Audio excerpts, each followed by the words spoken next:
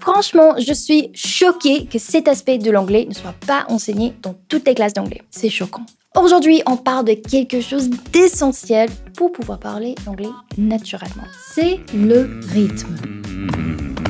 Je vous jure que tous les anglophones parlent avec ce rythme et aujourd'hui, je vous montre comment vous aussi, vous pouvez parler comme eux. The rhythm is going to get you. Et restez jusqu'à la fin, j'ai un petit test pour voir si vous avez bien compris le rythme de l'anglais. Yeah.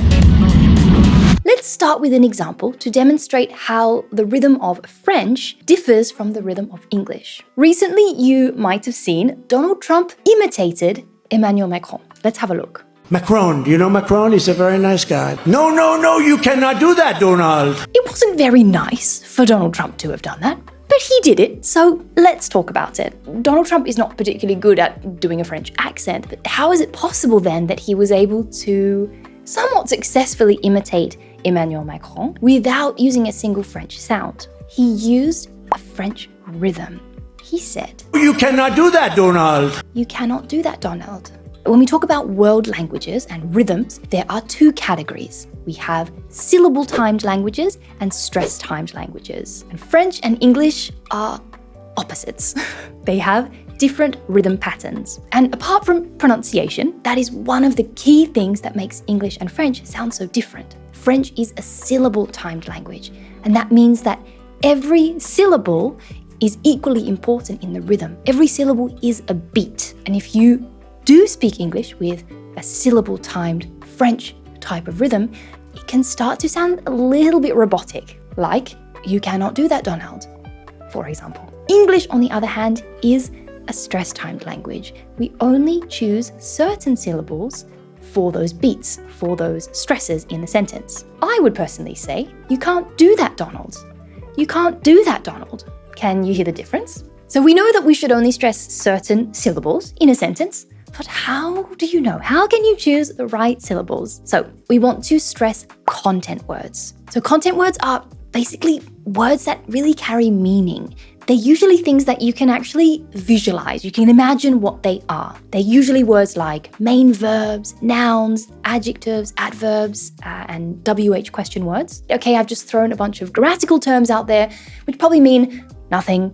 Let's see an example. We'll look at a classic, a typical kind of French rhythm, and we'll try to tweak it a little bit by finding those content words, and we'll try to make it sound a little bit more natural. It's Jean Dujardin in The Wolf of Wall Street. Yes, Rue de la Croix. Croix. La Croix. Croix. Not Croix, no, not Rue de la Croix. Croix. I love this sassy French-speaking character, and he really leans into that French-speaking side, so it's a perfect person to use for our example. Let's get down to it.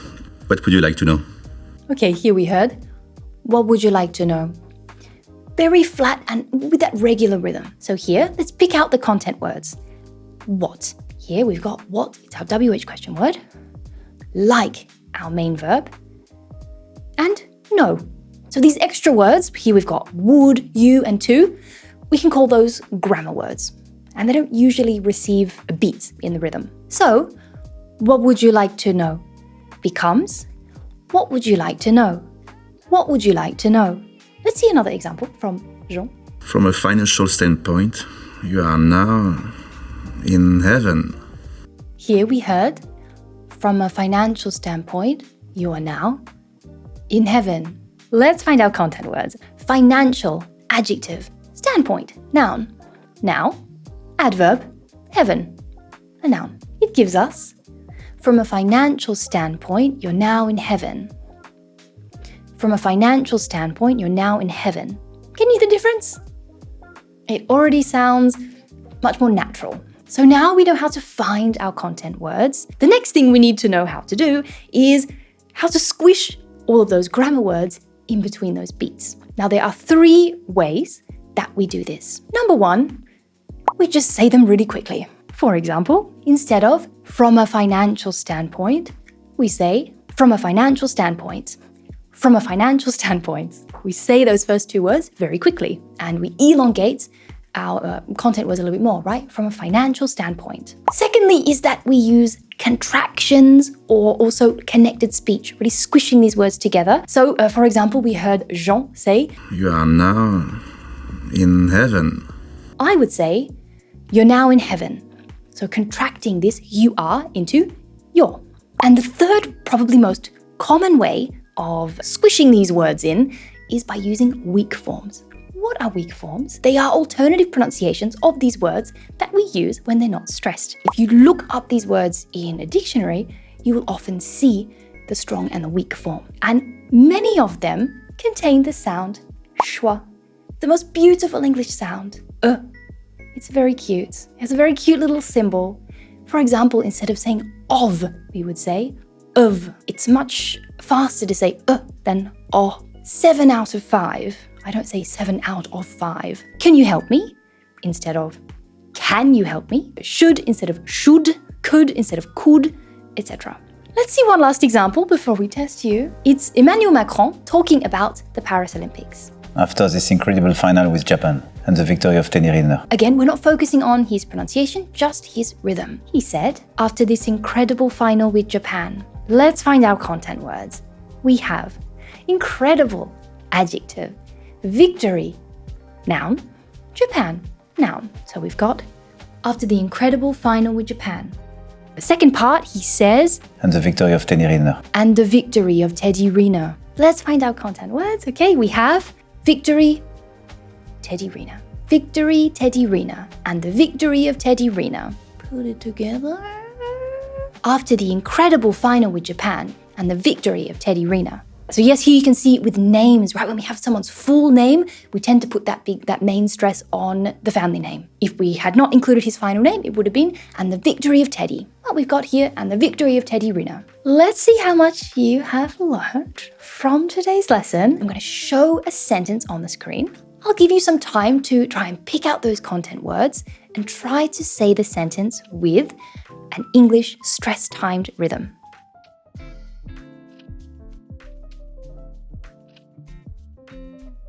He forgot his lines, but the audience didn't notice. He forgot his lines, but the audience didn't notice. If you got it, well done. Our content words are forgot, lines, audience, notice. Next one.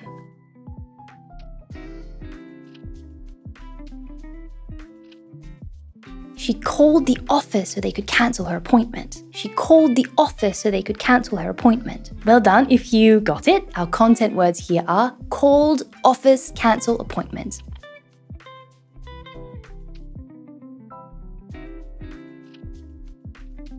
We could take the bus or we could walk instead. We could take the bus or we could walk instead.